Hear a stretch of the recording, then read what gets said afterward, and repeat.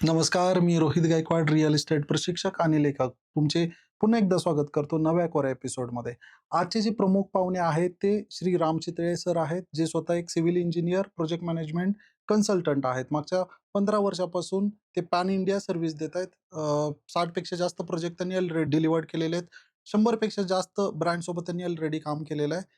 Contractor versus P-M-C कशी काम करते किंवा कन्स्ट्रक्शनमध्ये येणारे जे अप-डाउन्स आहेत, डिलेज होतात किंवा क्रॅक जातात, लिकेजेस होतात, याच्यावर आपण मात कशी करू शकतो? आपल्या बजेटमध्ये हवं तसं क्वालिटी कन्स्ट्रक्शन कसं करू शकतो? याच्याबद्दल तुम्हाला आज परिपूर्ण माहिती मिळेल. मला अपेक्षा आहे की तुम्हाला यातून खूप जास्त व्हॅल्यू मिळेल आणि साध्या सरळ प्रश्नापासून चला तर मग सुरुवात करूया.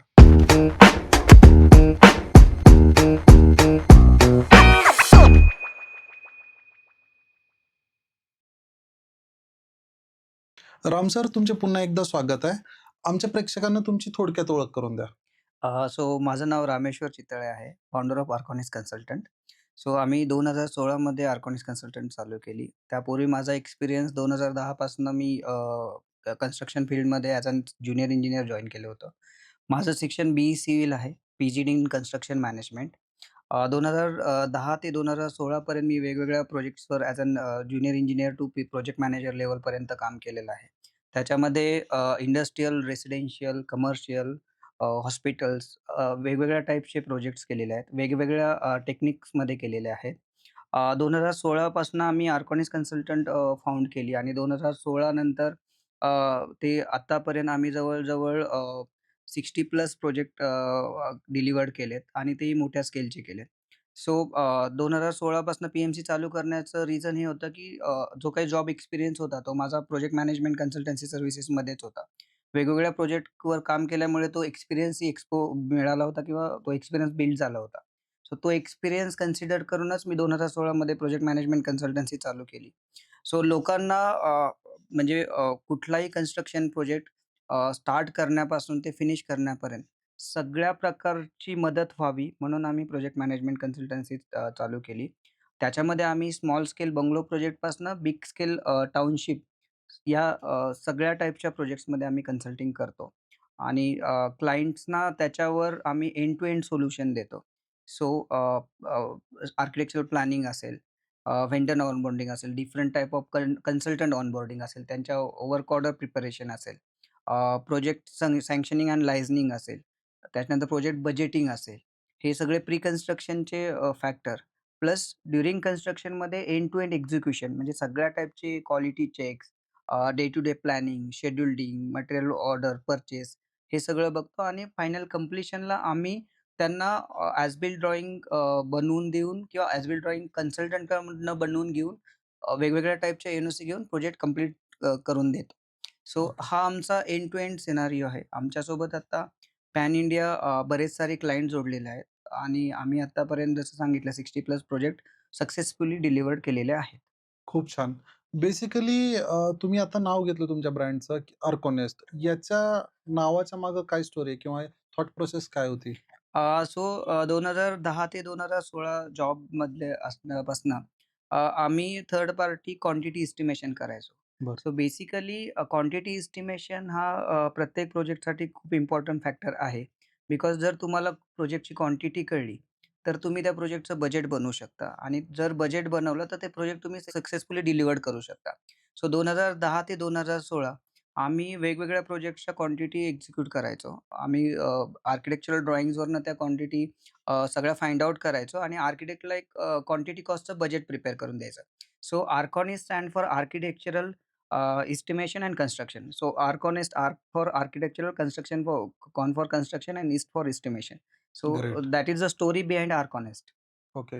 आता तुम्ही उल्लेख केला की पी-एम-सी जनरली टायर 2 सिटी किंवा टायर 3 सिटीमध्ये पी-एम-सी जनरली बघायला मिळत नाहीत किंवा इंडिव्हिज्युअल बंगलो कन्स्ट्रक्शनमध्ये पण होल अँड सोल एखादा कॉन्ट्रॅक्टर अपॉइंट केला जातो आणि काही पर स्क्वेअर फीट रेटवर पर्टिक्युलर एक लमसममध्ये ती गोष्ट दिली जाते. मग तो जे काही करेल त्याच्यावर लक्ष ठेवायला हा ओनर फक्त जाऊन असं दाखवतो की तो बघतोय, ऑब्झर्वेशन आहे.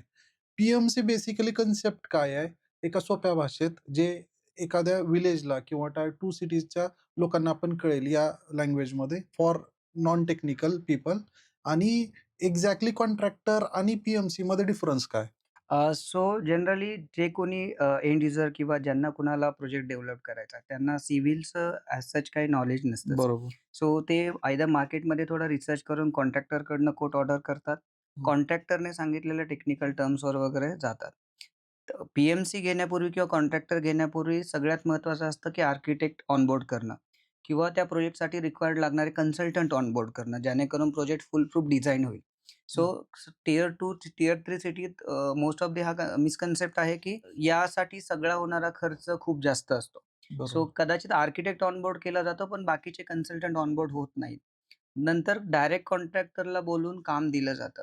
मग कॉन्ट्रॅक्टर जे कोटेशन फायनल करतो किंवा क्लायंटचं जे काही बजेट ठरलेलं असतं, त्यात कसं तरी ते कॉन्ट्रॅक्ट बसवलं जातं आणि ते एक्झिक्यूट केलं जातं. सो याच्यात होतं काय, की मार्केट टर्म्स एंड कंडिशन माहीत नसतात. मटेरियल स्टँडर्ड्स माहीत नसतात. प्रोजेक्टचं टाईमलाईन किंवा प्रोजेक्टचं ॲक्चुअल बजेट कधीच माहीत होत नाही. सो जे काही कॉन्ट्रॅक्टर ते काम करतात, ते जनरली मग त्यांच्या टर्म्स एंड कंडिशन किंवा त्यांचा जेवढा एक्सपिरियन्स आहे त्याप्रमाणे प्रोजेक्ट मिळवतात किंवा क्लायंटसाठी ते प्रोजेक्ट एक्झिक्यूट करतात. आता जेव्हा पी-एम-सी पिक्चरमध्ये येते, तेव्हा पी-एम-सी पहिलं तर त्या क्लायंटच्या रिक्वायरमेंट ॲनलाईज करते, की ॲक्चुअली यांना बंगलो बांधायचा, बिल्डिंग बांधायची व्हॉट्सएव्हर प्रोजेक्ट. सो ते प्रोजेक्ट एकदा समजून त्यांचं बजेट अंडरस्टँड करून त्या हिशोबाने कुठले कन्सल्टंट ऑन बोर्ड असावेत प्रोजेक्ट टाइपनुसार. म्हणजे आर्किटेक्ट असायला पाहिजे, स्ट्रक्चरल कन्सल्टंट असायला पाहिजे, मेकॅनिकल, इलेक्ट्रिकल, प्लंबिंग म्हणजे एम-ई-पी कन्सल्टंट असायला पाहिजे, लँडस्केप कन्सल्टंट असायला पाहिजे. So different type of consultant on board करून त्यांचं एक पर्टिक्युलर परफेक्ट स्टँडर्ड डिझाइन बनवलं जातं ॲज पर द कन्स्ट्रक्शन क्लायंटच्या रिक्वायरमेंटप्रमाणे.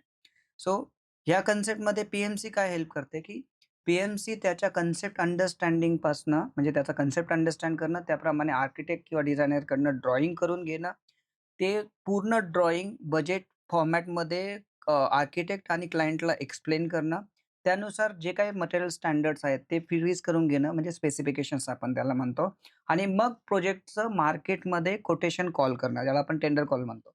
या पद्धतीने पी-एम-सी त्यांना हेल्प आउट करते. सो याच्यामध्ये होतं काय एक मटेरियल स्पेसिफिकेशनमध्ये कुठलेही मिसकन्सेप्ट राहत नाहीत. प्रोजेक्ट बजेटमध्ये कुठलेही मिसकन्सेप्ट राहत नाहीत. सडन सरप्राइजेस चेंजेस येत नाहीत प्रोजेक्टमध्ये, की हा आयटम मी कन्सिडरच केला नाही, तो आयटम मी कन्सिडर केला नाही. आणि क्वालिटीमध्ये आणि टाईमलाईनमध्ये प्रोजेक्ट एक्झिक्यूट केला जातो. Because third party project management consultant जेव्हा साइटवर किंवा ऑन साइट असतो किंवा त्याच्या व्हिजिट शेड्यूल्ड असतात, तर सगळे क्वालिटी पॅरामीटर, सगळ्या टाईमलाईनच्या पॅरामीटर किंवा ज्या काही कन्स्ट्रक्शन स्टँडर्ड प्रॅक्टिसेस आहेत, त्या सगळ्या फॉलो कराव्या लागतात. प्रोजेक्ट मॅनेजमेंट कन्सल्टंट त्याचे प्रॉपर डॉक्युमेंटेशन करतो. सो क्वालिटीचे वेगळे डॉक्युमेंट आहेत, डे टू डे प्लॅनिंगचे वेगळे डॉक्युमेंट आहेत, मटेरियल पर्चेसचे आहेत, मटेरियल टेक्निकल्सचे आहेत, की कुठल्या स्टँडर्डचं, कुठल्या मेकचं मटेरियल घ्यायचं. ह्या सगळ्या गोष्टीतनं प्रोजेक्टसाठी जे ॲक्चुअल लागतं किंवा जे डिफाईन केलेलं असतं आर्किटेक्टने, त्या सगळ्या गोष्टी करून घेतो तो प्रोजेक्ट मॅनेजमेंट कन्सल्टंट. आणि कॉन्ट्रॅक्टकडनं त्या मटेरियल स्टँडर्डप्रमाणे किंवा मार्केट इंडस्ट्री स्टँडर्डप्रमाणे त्या गोष्टी वेळोवेळी एक्झिक्यूट करून घ्यायची जबाबदारी पूर्ण प्रोजेक्ट मॅनेजमेंट कन्सल्टंट पार पाडतो. याच्यात क्लायंटचं जे काही बजेट कोलॅप्स होण्याचं रिझन आहे किंवा मटेरियल स्टँडर्ड फॉलो केले जात नाहीत एक्झिक्युशनमध्ये, ते चान्सेस निग्लिजिबल होऊन जातात आणि end to end project management consultant responsible असतो फ्रॉम कन्सेप्ट टू हँडओव्हरपर्यंत. सो एक स्ट्रीमलाईन प्रोसेस त्याला मिळून जाते. प्रत्येक गोष्ट डॉक्युमेंटेड होते आणि तो पुढे सांगताना किंवा प्रेझेंट करताना प्रोजेक्टच्या प्रत्येक फॅक्टर्सचा डेटा त्याच्याकडे अवेलेबल असतो.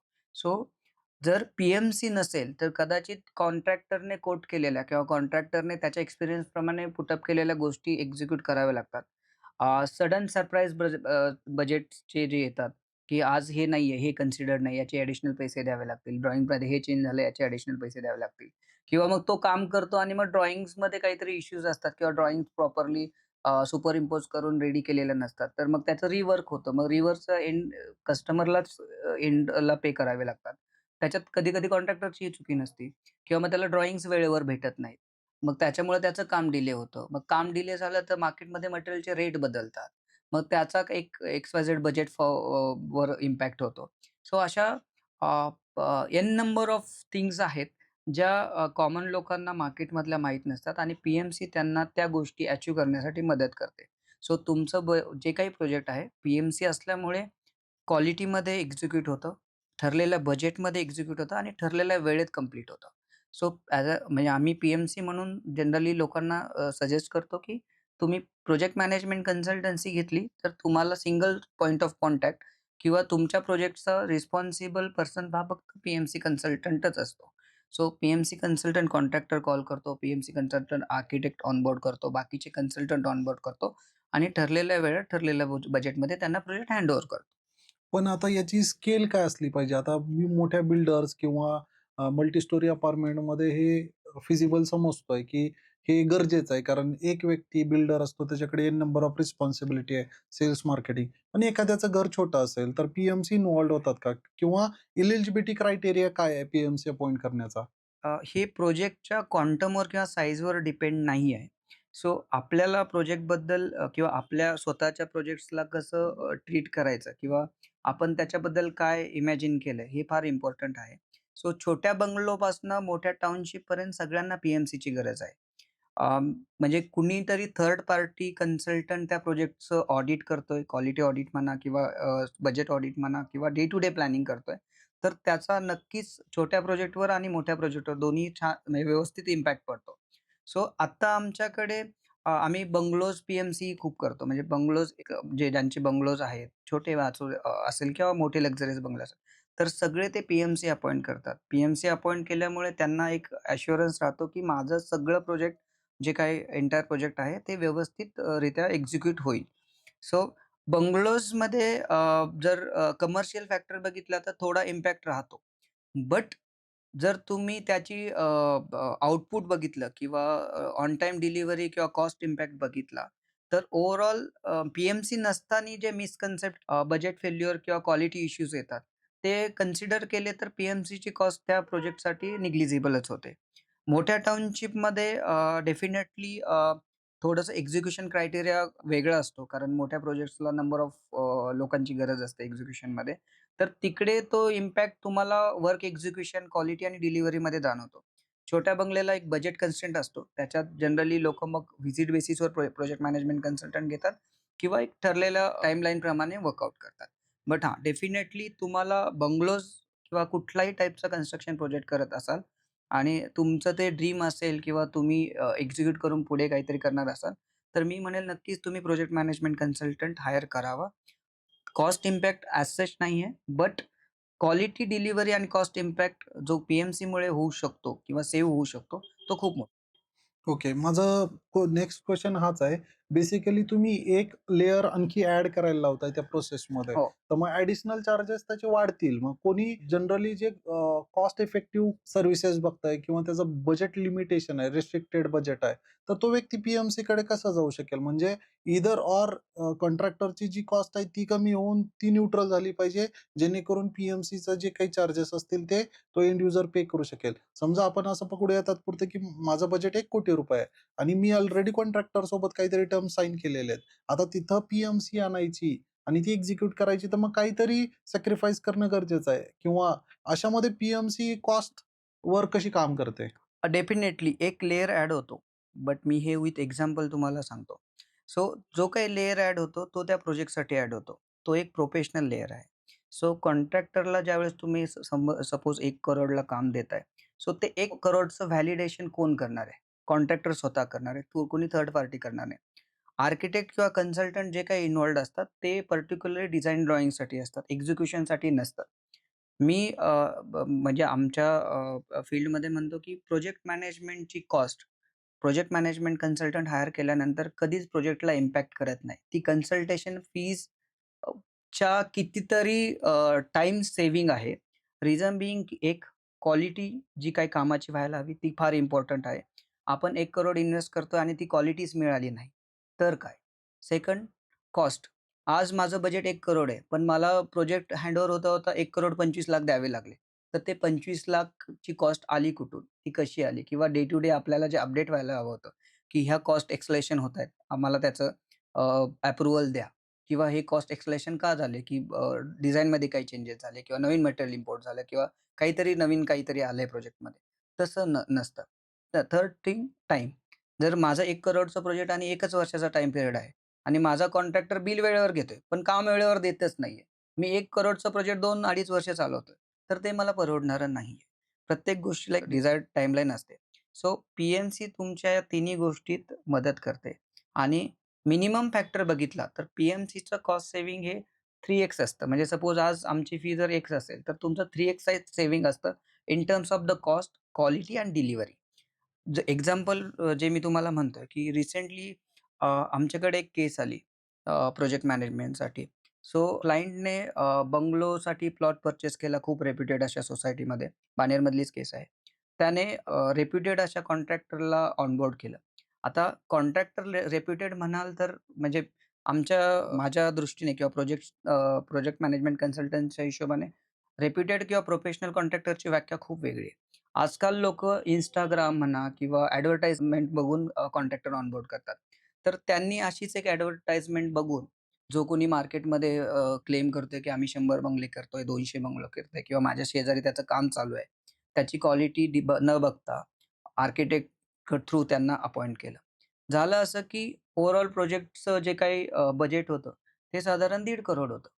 सो 1.5 करोडमध्ये आमच्याकडे ज्यावेळेस ते क्वालिटी आणि कॉस्ट ऑडिटसाठी आलं, तर त्यांना प्रोजेक्ट मॅनेजमेंट कन्सल्टंट असतात किंवा हे करणारे थर्ड पार्टी ऑडिट करणारे लोकं असतात किंवा डे टू डे बेसिसवर एक्झिक्यूट करणारी अशी कुठली कन्सल्टन्सी फर्म असते हे त्यांना माहीत नव्हतं. त्यांनी ऑनलाईन बघितलं, कॉन्ट्रॅक्टर ऑनबोर्ड केला. त्याचे रेट स्वतः ठरवले. आर्किटेक्टने डिझाइन ड्रॉइंग दिल्या, स्ट्रक्चरल कन्सल्टंटने डिझाइन ड्रॉइंग दिल्या. प्रोजेक्ट प्लिंथ लेव्हललाच 61 लाख रुपयाचं बिलिंग झालं. का? तर प्लिंथ लेव्हलला रिटेनिंग वॉल घ्यावे लागतात. त्या रिटेनिंग वॉलची कॉस्ट साधारण 27-28 लाख रुपये. त्याच्यामुळे बजेट कोलॅप्स झालं. मग माझे प्लिंथमध्येच 61 लाख रुपये गेले, तर मी 1,25,00,000 मध्ये किंवा 1,50,00,000 मध्ये कसं प्रोजेक्ट करू? ते क्लायंटला तेव्हा जाऊन समजलं. मग समोरचा कॉन्ट्रॅक्टर तर ऐकायला तयार नाही. पोलीस केस झाली, की अ, माझं काम चुकीचं केलंय किंवा क्वालिटी समोर दिसते, की खराब झाली आहे आणि बजेट तर वाढतच चाललंय. जे डिफाईन्ड बजेट नाहीये, म्हणजे जे काही म्युच्युअली कॉन्ट्रॅक्टचं हां, ॲग्रीड. तर ते डिफाईन्ड नाहीये. नंतर त्या कॉन्ट्रॅक्टसाठी जी नोटराइज किंवा ॲग्रीमेंट बनते किंवा जो काही त्यांचा कॉन्ट्रॅक्ट ड्राफ्ट बनतो, तो कंप्लीटच नाहीये. जेव्हा आम्ही पी-एम-सी म्हणून आलं, आम्ही जेव्हा त्यांना हे कन्सेप्ट सांगितले, त्यांनी डे 1ला आम्हाला ॲज अन पी-एम-सी घेतलं. सो आज कंडिशनला आम्ही त्यांना कन्सल्टेशन देतोय व्हिजिट बेसिसवर.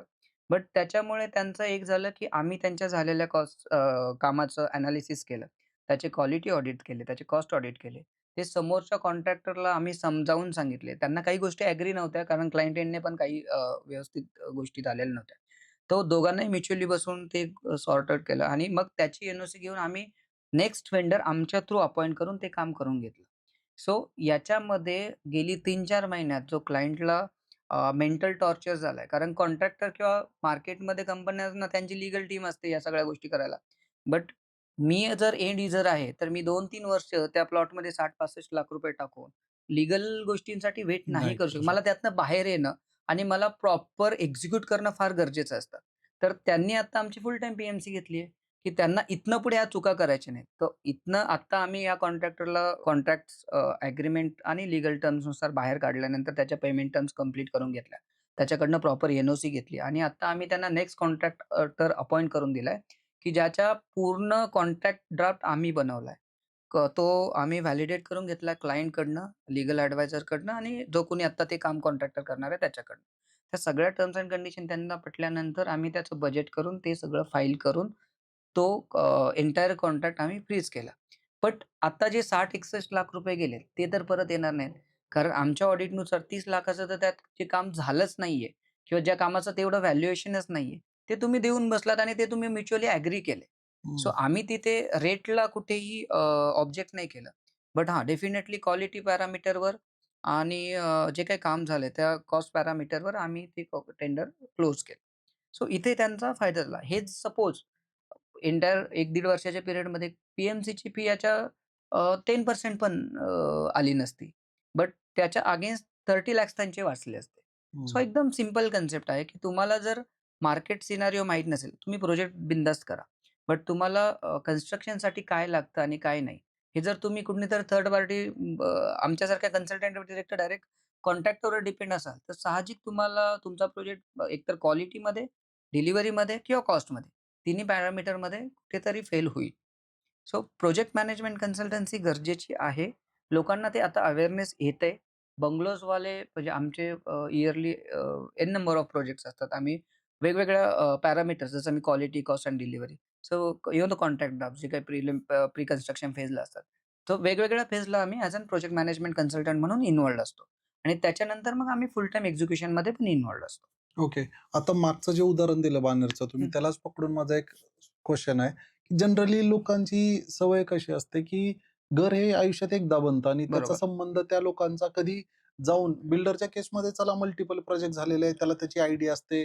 कदाचित पहिल्या प्रोजेक्टच्या वेळेस त्याला थोडंसं स्ट्रेस असेल किंवा चॅलेंजेस येतील. पण जो बंगलो सिस्टम किंवा रिसॉर्ट किंवा असे जे वन टाईम ॲक्टिव्हिटी असतात, त्या केसमध्ये लोकांना याचं काहीच लांब-लांबपर्यंत नसतं आणि हे रेफरल सिस्टममधून येतात. मित्र बरोबर. परिवाराला विचारा, की कोण आहे का रे कॉन्ट्रॅक्टर? कोण काम केलंय का त्या भागात? मग ते म्हणतात, की आमचे एक रिलेटिव्ह तिथे घर बांधलेलं आहे. त्यांचा जो कोणी असेल त्याला अपॉइंट करा किंवा बरोबर. त्यानं चांगलं केलंय बघा वगैरे, वगैरे. आता इथं एक क्लायमॅक्स आहे, की 3-4 लोकांना अप्रोच झाल्यानंतर ज्याचं सगळ्यात कमी कोटेशन असतं ना, त्याला सिलेक्ट केल्याचे चान्सेस जास्त आहेत. आता ह्यात आपल्याला हे कळतच नाही, की या चौघांनी वेगवेगळं का दिलंय? हं. पहिली बेसिक गोष्ट. पण ज्याचं कमी कॉस्ट आहे आपल्याला वाटतं, की या सगळ्यांमध्ये हे उरलेलं सगळं मार्जिन आहे आणि ते करणं एकच गोष्ट डिलिव्हर्ड करणार आहे. As a expert in this particular niche तर तुमचं काय ओपिनियन आहे, की हे जे कमी कॉस्ट दिलेला कॉन्ट्रॅक्टर आहे, त्यानं अशी कुठे कॉस्ट कटिंग केली जी की दुसरे करू शकत नाहीये?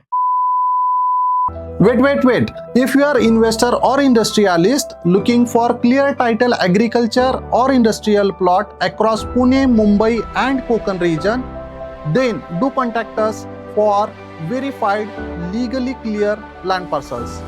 हमेशा याद रखिए लैंड इज लिमिटेड. अगर आपने नहीं खरीदा तो वो किसी और की अमानत होगी.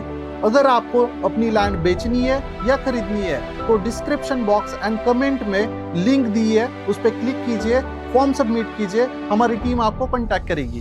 Thank you. सो याचा सगळ्यात बेसिक पॅरामीटर काय माहिती आहे का, की तुम्ही कुणाला ड्रॉइंग्स देताना स्पेसिफिकेशन, त्याचं BOQ, बिल ऑफ क्वांटिटीज आणि त्याचा प्रॉपर ॲनेक्शर बनवून देणं फार गरजेचं आहे. बऱ्याच वेळा टेंडर कसे कॉल केले जातात, की माझ्या आर्किटेक्टने ड्रॉइंग बनवलं, मी बजेट फ्रीज केलं. मग मी XYZ एन नंबर ऑफ रेफरन्सना ते ड्रॉइंग्स दिल्या. मग त्याच्यात प्रत्येक जणाचा एक्सपिरियन्स वेगळा असतो. मग कुणी कुठला आयटम पकडलाय, काय त्याचा स्टँडर्ड मेक पकडलाय, ते म्हणजे सगळ्यांचं बरोबर नसतं. पी-एम-सी काय करते माहिती आहे का? तुमच्या ड्रॉइंग्ज एनालाइज करते. म्हणजे ड्रॉइंग एनालाइज करते म्हणजे तुमचा एंटायर क्वांटम वर्कआउट करते. तर व्हॅरी काय होतं, की एक्सकॅव्हेशन क्वांटिटी जी कधीच 100% ॲक्युरेट येऊ नाही शकत. It depend on the ground. ठीक आहे, आपण एक्सकॅव्हेट करताना काय क्वांटिटी हे होईल ते किंवा थोड्या बहुत साइजेस होतात, साइट कन्स्ट्रेंट असतात. मी पकडताना सपोज 100 क्युबिक मीटर पकडतेय. समोरचा पकडताना डेप्थ वेगळी पकडून 125 क्युबिक मीटर पकडू. याच्यात कॉस्टमध्ये डिफरन्स येतो. बट पी-एम-सी जेव्हा या पिक्चरमध्ये असते, आम्ही ॲपल टू ॲपल कंपॅरिझनसाठी सगळी BOQ राईट डाउन करतो. ती BOQ आम्ही कॉन्ट्रॅक्टरला देतो डायरेक्ट भरण्यासाठी. त्याला ड्रॉइंग्ज अटॅच असतात. साहजिक तो स्टडी करू शकतो. मग त्याच्यात स्टील काय आहे, काँक्रीट किती आहे, ब्रिकवर्क किती होणार आहे, नंबर ऑफ ब्रिक्स किती लागणार आहेत, प्लास्टर किती स्क्वेअर मीटर आहे, पेंट किती स्क्वेअर बरोबर. मीटर आहे. ह्या सगळ्या गोष्टी पर्टिक्युलरली डिफाईन्ड असतात आणि त्या कॅल्क्युलेटेड असतात. त्या रँडम किंवा थंब रूल प्रमाणे नसतात.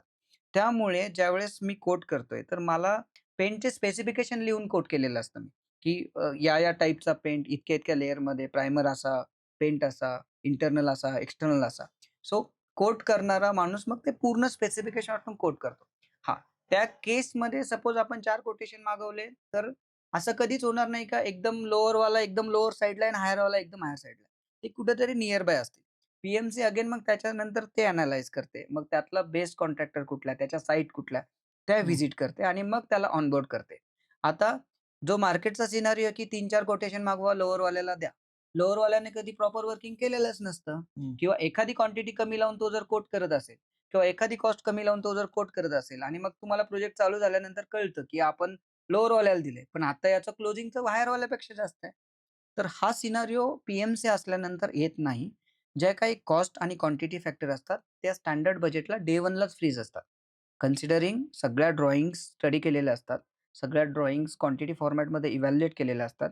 क्लायंट बजेट त्याला टॅग केलेलं असतं, की सपोज माझं एक फिक्स बजेट आहे, पण आत्ता या स्पेसिफिकेशननुसार हे बजेट बनतंय. क्लायंटने त्याला अप्रूव्हल दिलेले असतात आणि त्याच्यानंतर मार्केटमध्ये जाऊन तो ती बी फ्लोट केली जाते, की तुम्ही याच्यावर रेट भरून द्या. सो ते जे मी जसं म्हणतोय, की क्वालिटी कॉस्ट आणि डिलिव्हरी याच्यात हा कॉस्टचा मॅटर झाला. जर कॉस्ट अगोदरच चुकली तर प्रोजेक्शन्स किंवा जे काही ॲक्चुअल होणार आहे ते नक्कीच चुकणार आहे. पी ह्या सगळ्या गोष्टी सॉर्टेड करते. ओके. आता तुम्ही बिल ऑफ क्वांटिटीजचा उल्लेख केला, हं. बी-ओ-क्यू. हे एक्झॅक्टली असतं काय? आणि याच्यामुळं एवढा काय फरक पडणार आहे असं? समजा एखाद्याला माहीत नसेल हे काय आहे, तर त्याच्या कॅश फ्लोवर काय फरक पडणार? हां. सो माझं बजेट फ्रीज आहे. माझे डिझाइन फ्रीज आहेत आणि मी डिझाइन बघून बजेट ठेवलं किंवा बजेट बघून डिझाइन केलं. बट ते ॲक्चुअल कागदावर कसं उतरवणार तुम्ही? सो हं. त्याच्यासाठी तुमचे सपोज 1000 स्क्वेअर फीटचं डिझाइन आहे. तर 1000 स्क्वेअर फीटला तुमचं एक्स्कॅव्हेशन किती होणार आहे? बॅक फिलिंग किती होणार आहे? सोलिंग किती होणार आहे? काँक्रीट किती जाणार आहे? स्टील किती जाणार आहे? ब्रिकवर्क, प्लास्टर किती होणार आहे? टायलिंगची क्वांटिटी काय असेल? प्लंबिंगचे डिटेल डिझाइन काय असतील किंवा प्लंबिंगच्या क्वांटिटीज काय असतील, त्याच्यात कुठला मेक असेल, हे सगळं डिफाईन केलं जातं बी-ओ-क्यू. म्हणजे बिल ऑफ क्वांटिटीज. कुठलंही डिझाइन बनल्यानंतर खूप ईझी टॉपिक आहे, की त्याला या छोट्या-छोट्या कन्स्टिट्यूएंट फॅक्टर्समध्ये ब्रेक करणं. सपोज आज माझं टायलिंगचं बजेट त्याच्यामध्ये डिफाईन केलंय. उद्या जाऊन मी टायलिंगच्या बजेटमध्ये मला काही वेगळं वाटलं, तर त्याच्यात मटेरियल कॉस्ट लिहिलेली असते, लेबर कॉस्ट लिहिलेली असते, त्याच्यासाठी लागणाऱ्या ॲडिशनल मटेरियलची कॉस्ट लिहिलेली असते. सो मला टायलिंगचा पॅरामीटर बदलायचा आहे. आज ₹50 ची टाईल मी टेंडरसाठी किंवा बी-ओ-क्यूसाठी अझ्युम केली. उद्या मी ₹100 ची आणून दिली, तर मला बजेटमध्ये किंवा माझ्या एंटायर कॉस्टमध्ये काय एक्सक्युलेट होतंय ते लगेच मला कळतं. सो मी म्हणेल की कुठलाही प्रोजेक्ट एक्झिक्यूट करण्याआधी त्याचे बी-ओ-क्यू बनणं फार गरजेचं आहे. त्या बी-ओ-क्यू प्रमाणे त्याचं बजेट बनणं फार गरजेचं आहे. तर ते व्यवस्थित बनलं तर कॉन्ट्रॅक्ट कॉल करताना किंवा ड्युरिंग एक्झिक्युशन फेजमध्ये बरेच साऱ्या गोष्टी खूप ट्रान्सपरंट आणि क्लिअर राहतात.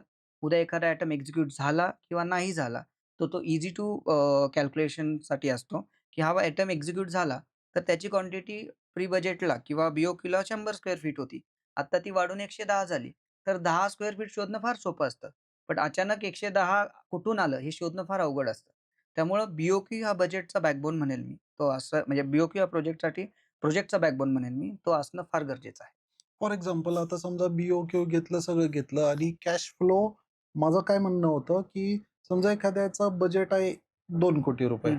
आणि त्याच्याकडे आत्ता पैसे अवेलेबल आहेत ₹50,00,000 आणि त्याचे टप्प्याटप्प्याने रिलीज होणार आहेत, कुठून तरी येणार आहेत किंवा सेल्सवर डिपेंड आहे वगैरे. आता या केसमध्ये जर त्याच्याकडले पैसे हे वेळेत आले नाही आणि काम थांबलं बाय चान्स आणि परत 6-8 महिन्यानं आपल्याला काम सुरू करायचं आहे, याच्यामध्ये काही नुकसान होतं का? नक्कीच. मार्केट रेट बदलतात. काम थांबल्यानंतर लेबर कॉन्स्टंट बदलतात. बरं. ॲक्टिव्हिटी काय आहे त्याच्यावर पण बऱ्याच गोष्टी होतात. सो बी-ओ-क्यू बनवल्यानंतर आपण बी-ओ-क्यूच्या ज्या स्टेजेस बनवतो, आपण त्याप्रमाणे कॅश फ्लो अलोकेट करू शकतो. त्याच्या टाईमलाईन आणि त्याच्या एक माइलस्टोन ठरवू शकतो. सपोज माझ्याकडे माझं ओव्हरऑल प्रोजेक्टचं बजेट 2 सीआर आहे. हं, बट माझ्याकडे 50,00,000 आत्ता आहेत आणि 50-50 एका सर्टेन पिरियड नंतर येणार आहेत. तर बी-ओ-क्यू ठरवून तुम्ही त्या 50,00,000 मध्ये होणारे आयटम एक्झिक्यूट करायचे. हं. थांबायचं. Phase wise. पुढे जायचं. पुढचे 50 आल्यावर पुढचे 10 आयटम एक्झिक्यूट करायचे. बट तुमच्याकडे ते लाईन आयटम रेडी असतात. हं, त्याचा क्वांटम रेडी असतो. त्याची मार्केट कॉस्ट रेडी असते. याच्यात फरक काय पडतो, की जे काही मटेरियल रेट्स चेंज होतात हं. आणि कॉन्ट्रॅक्टर्स किंवा लेबर्सचे कॉन्स्टंट रेट चेंज होतात. त्याप्रमाणे ओव्हरऑल प्रोजेक्टवर एक पर्सेंटेजमध्ये फरक पडतो. बट पी आणि कॅश फ्लो असल्यामुळे तुम्हाला कळतं, की आता या येणाऱ्या पैशात हे 10 आयटम एक्झिक्यूट करायचे. या पद्धतीने त्याची हेल्प होऊ शकते. ओके. त्यामध्ये होणारं नुकसान कमी होऊ खूप शकतं. जास्त, खूप कमी होतं. जनरली अफोर्डेबल सेगमेंटमध्ये प्रीमियममध्ये हे बघायला नाही मिळत किंवा बघायला पण मिळत असेल. भिंतीला तडे जातात. मग हे कॉस्ट लो क्वालिटी हे वापरल्यामुळे की क्वालिटी चांगली वापरली होती ब्रँडेड, पण एक्झिक्यूट नीट नाही झाल्यामुळं होतं? सो जनरली मटेरियल क्वालिटीमध्ये जास्त फरक नाही करत लोक. बरं. आता जसं तडे जाणं हा एक एक्झाम्पल झाला. सो प्लास्टरला तडे जाण्याचे वेगवेगळे रिझन्स आहेत. म्हणजे सिमेंट कमी टाकलं तरी तडे जातील, जास्त टाकलं तरी तडे जातील. क्युरिंग वेळेवर नाही केलं किंवा क्युरिंग प्रॉपरली ठरलेल्या पिरियडप्रमाणे नाही केलं तरी तडे जातील. आता याच्यात सगळ्यात मोठा जो फॅक्टर इम्पॅक्ट करतो, तो प्लास्टर करताना जे काही मिक्स प्रपोर्शन डिझाइन केलेलं असतं, त्याप्रमाणे ते मिक्स होत नाही. हं. आपल्याकडे कधीच वे बॅचिंग प्रमाणे किंवा पर्टिक्युलरली ते सेट बनवून प्लास्टर केलं जात नाही. गोणी टाकली जाते, घमेल्या टाकल्या जातात, ते मिक्स केलं जातं. त्याच्यात एक्स-वाय-झेड लिटर पाणी टाकलं जातं. व्हेअरएज प्लास्टरचे प्रपोर्शन्स असतात 1:4, 1:6 त्याप्रमाणे तर ते एक्झिक्यूट झालं किंवा ते त्या लेबरला समजावलं किंवा कॉन्ट्रॅक्टरला समजावलं, तर हे तडे जाण्याचं बऱ्यापैकी प्रमाण कमी होतं. सो एक्झिक्युशन फेजमध्ये टेक्निकल गाईडन्स, त्यांच्या ट्रेनिंग्ज म्हणा किंवा ते अवेअरनेस क्रिएट करणं फार इम्पोर्टंट आहे. असंच आपण बघितलं, की साधारण जसं तडे जातं, तसं बऱ्याच लोकांच्या घरामध्ये ना लेस दॅन 5 इयर्समध्ये लिकेजेस येतात. मग पाणी गळायला लागतं किंवा काही ठिकाणी बघितलं आपण काही पार्ट गळून पडतात. हं, स्लॅब गळून पडतो किंवा एखादा कॉर्नर तुटतो. हं. गॅलरीमध्ये ते जो ढाचा असतो लोखंडी तो तुटतो, ग्रिल तुटतो. तर हे लिकेजेस ज्यावेळेस होतो त्यावेळेस जनरली प्रोफेशनल एजन्सी असेल, जसं पी असेल किंवा कॉन्ट्रॅक्टर असेल त्यांनी अपॉइंट केलेले ते तर एक्झिक्यूट करतायत ना सगळे ऑपरेशन्स. मग तरी पण काही ठिकाणी असं का होतं? सो बऱ्याच गोष्टीत असं होतं, की म्हणजे काँक्रीट सेट होण्याचा एक पर्टिक्युलर पिरियड आहे. सो त्या पिरियडमध्ये काँक्रीट सेट होतं. मग आपण त्याच्या जे काही वॉटर प्रूफिंग वगैरे मेथड हं, करतो. एक्सपर्टीज म्हणा किंवा कन्सल्टंट ज्यावेळेस असतो त्यावेळेस त्या प्रत्येक ॲक्टिव्हिटीचा म्हणजे जसं वॉटर प्रूफिंग आहे, तर वॉटर प्रूफिंगची एक एस-ओ-पी लिहिलेली असते. त्या एस-ओ-पी प्रमाणे त्याचे चेक्स पण होतात. बट मार्केट सिनारिओ काय आहे, की वॉटर प्रूफिंग वेंडर आणला जातो. ती वॉटर प्रूफिंगची ट्रीटमेंट काय आहे ती त्याच्याकडनं डिस्कस केली जाते आणि ती लावली जाते हं. किंवा केली जाते. बट जेव्हा एक्सपर्ट याच्यात एस-ओ-पी राईट डाउन करतो, तो एस-ओ-पी प्रमाणे आम्ही वॉटर प्रूफिंग करतोही आणि एस-ओ-पी प्रमाणे आम्ही वॉटर प्रूफिंगचं क्युरिंग किंवा चेकिंगही घेतो. बऱ्याच वेळा मास हाउसिंगमध्ये किंवा मोठ्या स्केलच्या प्रोजेक्टमध्ये टार्गेटेड असतं सगळं. सो बऱ्याच वेळा त्याचे टेस्टिंगच होत नाही. ते वॉटर पॉन्डिंग वगैरे करून ठेवायचं असतं. ते होत नाही. मग त्या केसमध्ये सडनली असं होतं, की 100 पैकी 10-20 अपार्टमेंटमध्ये इव्हेंच्युअली जाऊन क्रॅक्स डेव्हलप होतात आणि त्यातनं लीकेज होतं. तर लीकेज कधी जाणवतं ज्यावेळेस पाणी ब्लॉक होतं किंवा पाऊस सुरू होतो किंवा भिंती डॅम्प होतात. ह्या सगळ्या गोष्टी जर प्रॉपर एस-ओ-पीने अगोदर प्रॉपरली मॅनेज केल्या असतील आणि त्याचं प्रॉपर एस-ओ-पी प्रमाणे चेकिंग झालं असेल, तर हे चान्सेस फार निग्लिजिबल होतात. ओके. सो त्याला प्रॉपर एक्झिक्युशन आणि त्या एक्झिक्युशनसाठी लागणारी ट्रेनिंग ते देणं फार गरजेचं आहे. आणि त्याप्रमाणे ती ॲक्टिव्हिटी झाल्यानंतर जे प्री चेक असतात आणि पोस्ट चेक असतात ते घेणं फार इम्पोर्टंट आहे. ओके. जनरली आपण बघायला बघतो की बाबा एखादा बिल्डर आहे, तो एखाद्याला लमसममध्ये काम देतो पूर्ण होल एंड सोल आणि तो मग ड्रॉइंग प्रमाणे न करता शॉर्टकट मारतो. फॉर एक्झाम्पल जर एखादी वायर अशी जाऊन अशी फिरणार असेल, तर तो तिरकी मारतो. टाईल्सच्या मागे काही कळत नाही. तर आता जे कन्सील्ड आहे, मग ते इलेक्ट्रिक असेल किंवा प्लंबिंग आहे, हे काम खराब झालंय किंवा शॉर्टकट घेतलाय यानं पैसे वाचवण्यासाठी, हे ॲज अ पी तुम्ही कसं ओळखता? सो जनरली झालेल्या कामांना ओळखता नाही येत. म्हणजे ते आयडेंटिफाय होतात. सो भिंतीला जर त्याने आपण एम-ई-पी ड्रॉइंग प्रमाणे बघितलं, तर एक स्विच बोर्ड दिलेला असतो. तर त्याचं कंड्यूट आयदर वरनं किंवा साइडने कुठनं तरी आलेलं असतं. तर ते कुठेतरी 90 डिग्रीज असतं. बट सपोज तुम्हाला भिंतीला दिसताना इन्क्लाइन क्रॅक दिसलाय आणि मग खाली बोर्ड दिसतोय, तर तो तुम्ही समजून घ्यायचा हा सरळ इकडे आलाय हं, हं. इन्क्लाइन.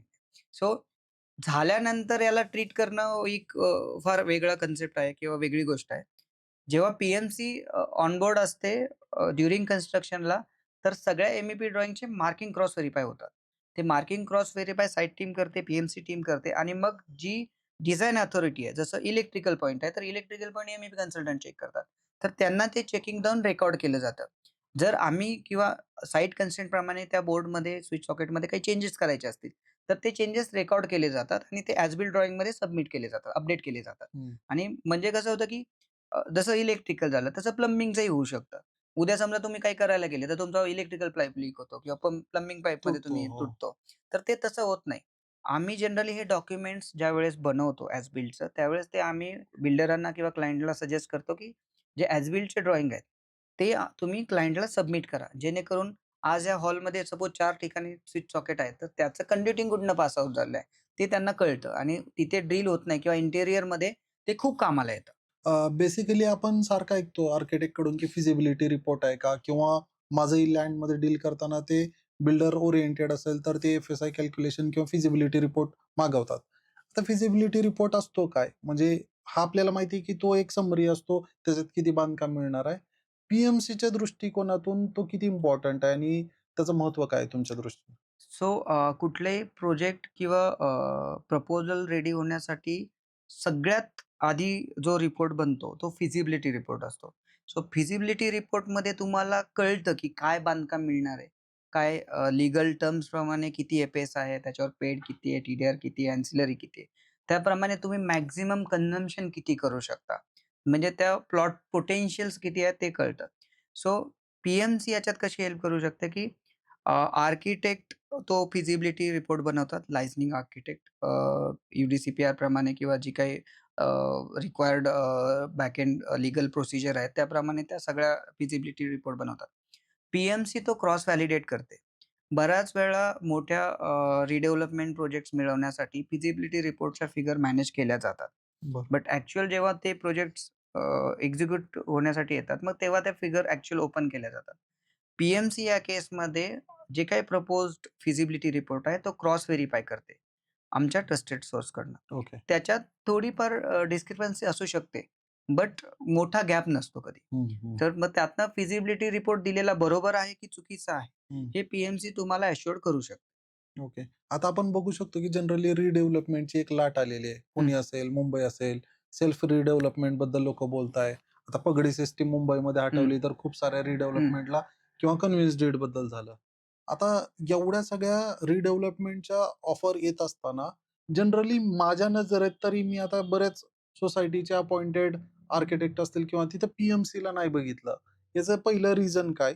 दुसरी गोष्ट पी-एम-सी असल्यामुळे काय फरक पडेल? सो बऱ्याच साऱ्या सोसायटीजना रिडेव्हलपमेंटला आत्ता-आत्ता जाऊन प्रोजेक्ट मॅनेजमेंट कन्सल्टन्सी हे सगळं करते, हे आत्ता-आत्ता माहीत झालंय. थोडेसे अवेअरनेस आलाय. सो आता कुठलाही आर्किटेक्ट डायरेक्ट सोसायटीजसोबत रिडेव्हलपमेंटला काम करत नाही. सोसायटी त्यांच्या बिहाफमध्ये प्रोजेक्ट मॅनेजमेंट कन्सल्टंट ऑनबोर्ड करते. जो प्रोजेक्ट मॅनेजमेंट कन्सल्टंट जो कोणी डेव्हलपर अप्रोच करतोय त्या डेव्हलपमेंटसाठी, त्याचे सगळे डॉक्युमेंट व्हेरिफाय करतो. यांच्या सोसायटीच्या त्याच्या सोसायटीच्या सगळ्या लीगल टर्म्स व्हेरिफाय करतो. त्यांचे सगळे डॉक्युमेंट प्रिपेअर्ड करतो आणि त्याच्यासाठी लागणारा जो काही बजेट प्रिपरेशन असतं ते सगळं रेडी करतो.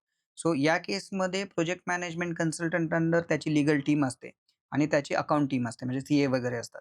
सो आता जाऊन सोसायटीमध्ये हे सोसायटी मेंबर्समध्ये अवेअरनेस आलंय, की मला जर सपोज माझ्या सोसायटीचं रिडेव्हलपमेंट टेंडर कॉल करायचं तर त्याच्यासाठी मला माझ्या आधी सोसायटीचे सगळे डॉक्युमेंट्स रेडी करणं पण गरजेचं असतं.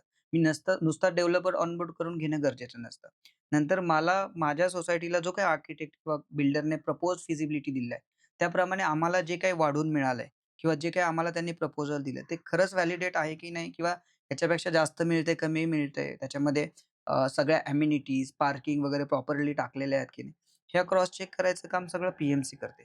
सो पी-एम-सी सोसायटीच्या एंडनी सगळे डॉक्युमेंट रेडी करून project feasibility wise, project all legal compliances wise ready करून ठेवते, जेणेकरून येणारा डेव्हलपर ते प्रोजेक्ट इझिली कॅरी फॉरवर्ड करू शकेल. तर बऱ्याच साऱ्या पुणे किंवा मुंबईमध्ये सोसायटीज आहेत, की ज्यांना कंप्लीशन सर्टिफिकेटच मिळालेलं नाही, बट त्यांना रिडेव्हलपमेंट करायची हे आहे. हं. तर गोष्टी आधी सोसायटी स्कोपमध्ये सुरू होतात आणि मग डेव्हलपर किंवा आर्किटेक्ट किंवा कन्सल्टंट ऑनबोर्ड करण्यापर्यंत जातात. सो आम्ही जेव्हा पी-एम-सी रिडेव्हलपमेंटमध्ये on the behalf of society involved असतो. तर आम्ही या सगळ्या end to end factor check करून सोसायटीला एक प्रॉपर टेक्निकल गाईडन्स देतो. कारण नंबर ऑफ मेंबर्स इन्व्हॉल्व्ड असतात. वेगवेगळ्या लोकांच्या वेगवेगळ्या शंका असतात. त्याच्यावर वेगवेगळे सेशन होतात आणि हे सगळे रिझॉल्व्ह फक्त प्रोजेक्ट मॅनेजमेंट कन्सल्टंट किंवा टेक्निकल कन्सल्टंटच करू शकतात. बेसिकली आता तुम्ही उल्लेख केला, की तुम्ही पॅन इंडिया काम करता वगैरे. आता पुण्यातून आपण बोलतोय. हा व्हिडिओ शायद कुठेही बघू शकतात लोकं म्हणजे अक्रॉस इंटरनेट आहे. तर अ, हे तुम्ही मल्टिपल प्रोजेक्ट कसं मॅनेज करता मग? सो आमच्याकडे in house legal and other team आहे अकाउंट्समध्ये रिडेव्हलपमेंटसाठी. एक्झिक्युशनसाठी आम्ही टाइप ऑफ प्रोजेक्ट्स किंवा प्रोजेक्ट मॅपिंग करतो आणि त्यानुसार अपॉइंट करतो.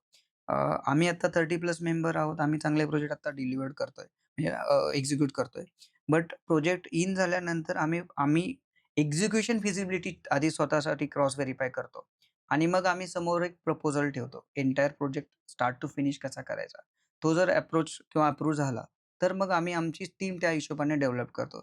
या केसमध्ये डेडिकेटेड ऑफिस टीम असते. मी स्वतः इन्व्हॉल्वड असतो आणि मग त्या प्रोजेक्टसाठी आम्ही dedicated team on site place करतो आणि मग तो प्रोजेक्ट वेगवेगळ्या टर्म्समध्ये एक्झिक्यूट करतो. ओके. आता तुम्ही ज्यावेळेस वेगवेगळ्या ब्रँडसोबत काम करताय, त्यांचे वर्किंग कल्चर वेगळं असतं. कदाचित फायनान्शियल सिच्युएशन्स वेगवेगळे असतात. जनरली आपण असं बघतो, की रेराची जी डेडलाईन आहे ना, त्याच्यापुढे 6 महिने, 1 वर्ष कन्स्ट्रक्शन जातं. त्याचं एक जेनरिक म्हणजे इन जनरल काय अ, हे असू शकतं रादर दॅन फायनान्शियल कंडिशन्स. समजा पैसे आहेत, तरी पण प्रोजेक्ट डिले होतोय, असं का? सो इथे बऱ्याच साऱ्या लीगल जे आपण म्हणतो, की रोज बायलॉज चेंज होतात. तर त्याप्रमाणे कधी-कधी एन्व्हायर्नमेंटल क्लिअरन्समध्ये काहीतरी गोष्टी हं. अडकतात. कधी-कधी सँक्शन फॅक्टर्समध्ये काहीतरी गोष्टी अडकतात. कधी डिझाइन ड्रॉइंग्समधल्या फेजेस चेंजेस होतात किंवा सडनली येतं, की नाही अरे, ही डिझाइन असं नको, असं पाहिजे होतं. मग परत त्याचे अप्रूव्हल सुरू होतात. हं. सो अशा गोष्टीमुळे प्रोजेक्ट डिले होतो, जर फायनान्शियली अडचण नसेल तर. आणि रेरा याला लीगल फॉर्मॅट्समध्ये असेल किंवा गव्हर्नमेंट सँक्शनिंगमध्ये काही असेल, तर ते प्रोजेक्ट एक्सटेंड होत राहतात. खूप छान. माझ्या मते आमच्या व्ह्यूअर्सला एक सल्ला द्यायचा असेल शेवटचा पॉडकास्टच्या लास्ट टप्प्यामध्ये आपण, तर ज्यांना कन्स्ट्रक्शन करायचंय किंवा जे ऑलरेडी ऑनगोइंगमध्ये आहेत, फेजेस आहेत, पण त्यांना पी बद्दल माहीत नव्हतं. आता हा व्हिडिओ बघितल्यानंतर कळालं. तर त्या लोकांना तुमचा सल्ला काय असेल आणि तुम्हाला जर कॉन्टॅक्ट करायचा असेल, तर तो कसा करता येईल? सो मी सगळ्या व्ह्यूअर्सला एक सल्ला देईल, की कुठलाही प्रोजेक्ट छोटा और मोठा करण्या अगोदर त्याचा कंप्लीट बी-ओ-क्यू बजेटिंग करून घ्या. ते बी-ओ-क्यू बजेटिंग स्वतः अप्रूव्ह करा आणि जमलंच तर प्रोजेक्टच्या सगळ्या ड्रॉइंग्स प्रोजेक्ट सुरू होण्याआधी फ्रीज करा. प्रोजेक्ट चालू असताना ड्रॉइंग फ्रीज करत जाऊ नका. कारण मग प्रोजेक्ट ड्रॉइंग स्टेज आली नाही किंवा ड्रॉइंग कंप्लीट नाही म्हणून प्रोजेक्ट डिले झालाय किंवा मग ड्रॉइंग चेंज झाली म्हणून प्रोजेक्टमध्ये ॲडिशनल कॉस्ट इन्कर्ड झाली. असं व्हायला नको. ओके. आणि प्रोजेक्ट मॅनेजमेंट संदर्भात किंवा प्रोजेक्ट रिलेटेड तुम्हाला कुठलंही कन्सल्टेशन लागलं, तर तुम्ही आमची वेबसाईट आहे arconisconsultant.in किंवा तुम्ही माझा नंबर जो आहे जो आमच्या वेबसाईटवर पण आहे आणि सोशल मीडियावरच्या प्लॅटफॉर्मवर वर पण आहे. त्याच्या थ्रू आम्हाला कनेक्ट करू शकता. होपफुली तुम्हाला खूप जास्त व्हॅल्यू मिळाली असेल. तुमच्या प्रश्नांची उत्तरं तुमच्यापर्यंत पोहोचवण्याचा आमचा हा प्रामाणिक प्रयत्न होता. सरांचा आणि त्यांच्या टीमचा कॉन्टॅक्ट नंबर आम्ही डिस्क्रिप्शन बॉक्समध्ये देतोय. तुमचं काही क्वेरी असेल तर तुम्ही कमेंट करू शकता. तुमची कमेंट आम्ही सरांपर्यंत पोहोचवण्याचा प्रयत्न करू किंवा तुम्ही डायरेक्टली त्यांना कनेक्ट करू शकता. जर तुमच्याकडून चांगला प्रतिसाद मिळाला तर आम्ही पुन्हा एकदा विनंती करू एका वेगळ्या विषयावर. आता रजा घेतो. Thank sir. थँक